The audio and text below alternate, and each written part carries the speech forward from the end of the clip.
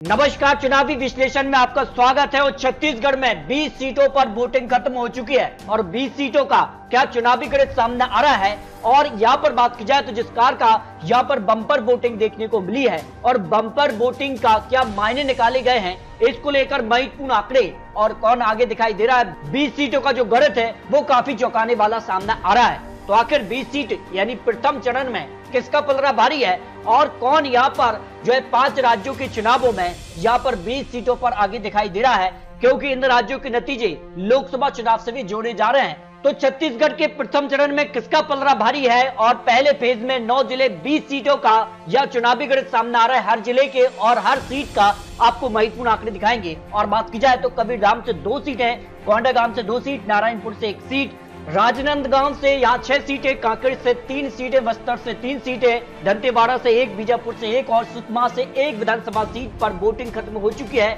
और जनता ने फैसला ईवीएम में कैद कर दिया है। तो बड़े नेताओं की किस्मत का फैसला ईवीएम में कैद है, लेकिन जो आंकड़े हैं वो किसकी तरफ इशारा कर रहे हैं, क्योंकि काफी चौंकाने वाले आंकड़े सामने आ रहे हैं। तो कौन आगे और कौन यहाँ पीछे दिखाई दे रहा है, जो हर एक पार्टी ने अपनी पूरी ताकत और पूरे दमखत के साथ चुनावी मैदान में उतरे हैं। तो जनता ने अपना फैसला ईवीएम में कैद कर दिया है। यहाँ पर बात की जाए तो किस कार का आंकड़ा यहाँ पर दिखाई दे रहा है, इस पर कुछ महत्वपूर्ण आंकड़े आपको दिखाने जा रहे हैं। तो पहले फेज की अगर बात की जाए 2018 के आंकड़ों में भी तो कांग्रेस को यहाँ 17 seat, Bharatiya Janata party 2 seat और 1 सीट आने के पक्ष में रही थी। यानी पहले फेज के लिए 2018 में कांग्रेस को 1 जीत मिली थी, क्योंकि पहले चरण के लिए जिस कार से यहाँ पर जो है बम्पर वोटिंग देखने को मिली करीब 78%, यानी 5 बजे तक का जो आंकड़ा था वो 71% था, लेकिन जो अंतिम फैसला है वो 78% यहाँ छत्तीसगढ़ के पहले फेज में वोटिंग हुई है। और अगर बात की जाए 2018 के मुकाबले यहाँ पर ज्यादा मतदान देखने को मिला है। और ऐसे में क्या जनता बदलाव चाहती है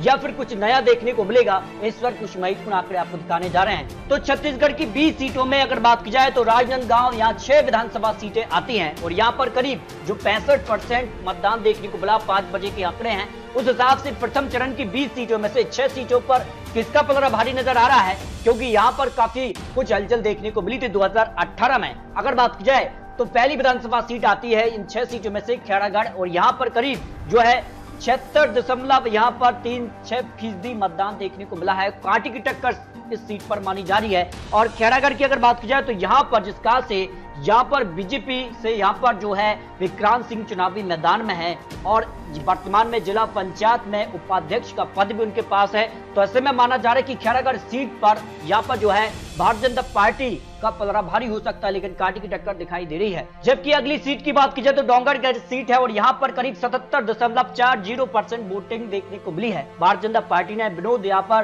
खांडेकर को चुनावी मैदान में उतारा और हर्षिता स्वामी यहाँ बघेल जो है कांग्रेस उम्मीदवार यहाँ दिखाई दी है चुनावी मैदान में और इनका फैसला ईवीएम में कैद हो गया है। लेकिन यहाँ पर माना जा रहा है कि जिस कार से बम्पर वोटिंग देखने को मिली है उसका किसे फायदा मिलता है।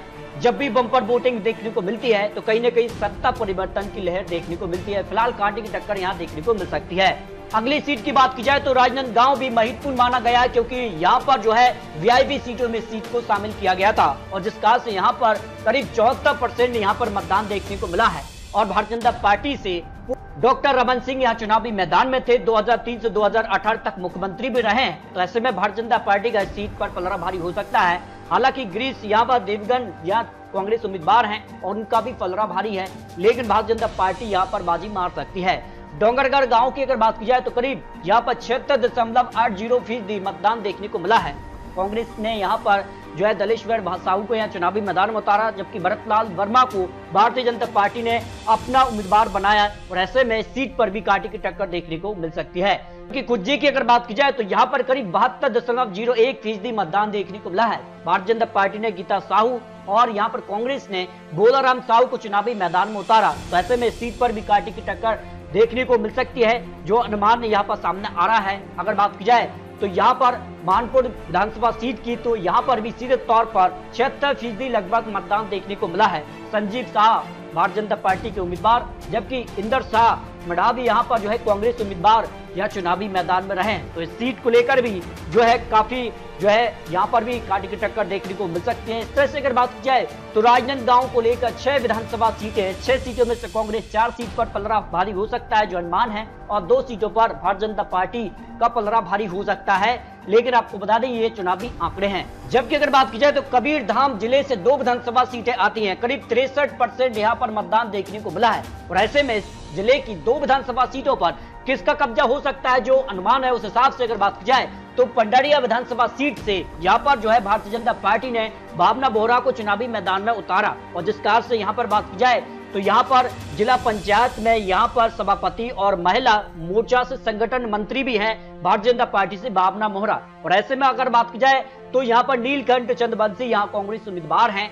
तो यहाँ पर सीधे तौर पर माना जा रहा है कि सीट पर जो है पार्टी की टक्कर के बीच भारतीय जनता पार्टी का पलड़ा भारी हो सकता है। खबरदार से अगर बात की जाए तो करीब 72.89% यहाँ मतदान देखने को मिला है। विजय शर्मा यहाँ पर भारतीय जनता पार्टी से उम्मीदवार रहे, जबकि मोहम्मद अकबर जो है कांग्रेस उम्मीदवार यहाँ चुनावी मैदान में रहे। ऐसे में माना जा रहा है कि जिस कारण से यहाँ पर जो है कांटे की टक्कर है। लेकिन आपको बता दें कि इस सीट को लेकर भी काफी यहाँ पर जो है आंकड़े कांग्रेस के दिखाई दे रहे हैं। 4 बार से एमएलए रहे हैं, वर्तमान में यहाँ पर कैबिनेट मंत्री का भी दर्जा है। तो ऐसे में कांग्रेस का सीट पर पलड़ा भारी हो सकता है। जबकि अगर बात की जाए तो कबीरधाम जिले की 2 सीटों में से एक सीट कांग्रेस तो एक सीट भारतीय जनता पार्टी के पक्ष में जा सकती है, जो अनुमान हो सकता है। जबकि बीजापुर जिले से एक विधानसभा सीट आती है और एक सीट पर किसका पलड़ा भारी नजर आ रहा है, जो आंकड़े हैं करीब 56% यहाँ मतदान देखने को मिला है। उस हिसाब से अगर बात की जाए तो विक्रम मनाव यहाँ कांग्रेस उम्मीदवार, जबकि महेश गागड़ा यहाँ जो है भारतीय उम्मीदवार रहे हैं। और ऐसे में सीट को लेकर जो आंकड़ा है उसमें अगर बात की जाए तो 2018 में कांग्रेस ने सीट पर जीत हासिल की थी। और ऐसे में माना जा रहा है कि सीट पर कांग्रेस का पलड़ा भारी हो सकता है। तो ऐसे में सीट पर कांग्रेस जीत हासिल कर सकती है, जो अनुमान दिखाई दे रहा है। जबकि दंतेवाड़ा जिले की एक विधानसभा सीट की बात की जाए तो करीब 65% यहाँ मतदान देखने को मिला है। और एक सीट को लेकर क्या कुछ आंकड़ा है उस हिसाब से अगर बात की जाए तो यहाँ पर छबेंद्रिया कर्मा जो है कांग्रेस उम्मीदवार, जबकि यहाँ पर नितराम अटामी यहाँ पर जो है भारतीय जनता पार्टी से उम्मीदवार रहे हैं। और सीट को लेकर भी काफी कुछ यहाँ पर माना जा रहा है कि कम मतदान देखने को मिला है। और ऐसे में माना जा रहा है कि इस सीट पर कांग्रेस और भारतीय जनता पार्टी के बीच कड़ी टक्कर देखने को मिल सकती है। लेकिन भारतीय जनता पार्टी इस सीट को जीत सकती है, जो अनुमान दिखाई दे रहा है। अगर बात की जाए कोंडागांव जिले से 2 विधानसभा सीटें आती हैं। 2 सीटों के लिए अगर बात की जाए तो करीब 70% यहाँ मतदान देखने को मिला है जिले के अंदर। लेकिन 2 विधानसभा सीटों का क्या गणित दिखाई दे रहा है। केसकाल यहाँ विधानसभा सीट की बात की जाए तो करीब 74% 49% यहाँ मतदान देखने को मिला है। नीलकंठ टेकाम यहाँ भारतीय जनता पार्टी से उम्मीदवार रहे, जबकि संत राम नेताम कांग्रेस उम्मीदवार चुनावी मैदान में रहे। जनता ने इनका फैसला ईवीएम में कैद कर दिया है। लेकिन जो आंकड़े हैं वो मान रहे हैं कि कहीं ना कहीं यहाँ पर भी कांटे की टक्कर देखने को मिल सकती है।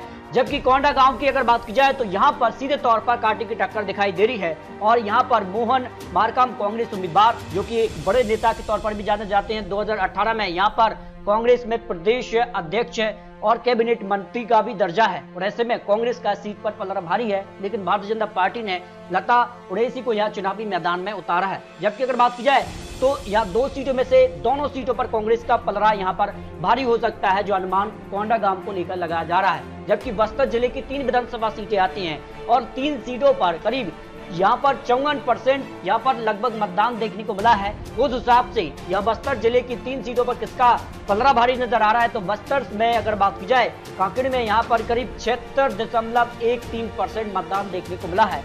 लखेश्वर बघेल यहाँ कांग्रेस उम्मीदवार, जबकि यहाँ पर मनीराम यहाँ पर कश्यप भारतीय जनता पार्टी से चुनावी मैदान में उम्मीदवार रहे हैं। और इस सीट को लेकर भी माना जा रहा है कि इस सीट पर कांटे की टक्कर देखने को मिल सकती है।